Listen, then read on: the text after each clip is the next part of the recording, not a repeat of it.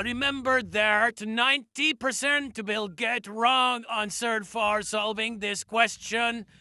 They will do in the way that 9 times 9, their answer will be equal to 81. And that is their mistake. It is wrong method, so 81 is the wrong approach. We have to solve this question according to some rule, some order of operation, like Pemdas, BODMAS, or DMAS rule, in which first of all we have bracket or parentheses, then multiplication, then subtraction. So we have basically three operation here.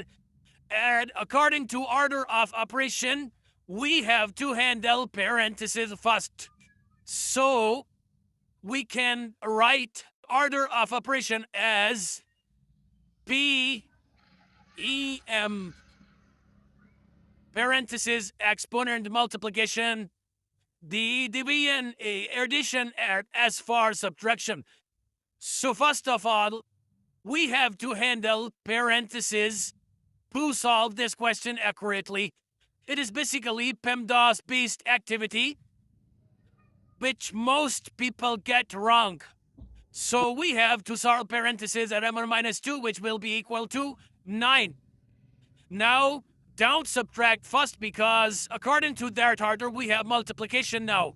11 minus 2 times 9 would be equal to 18.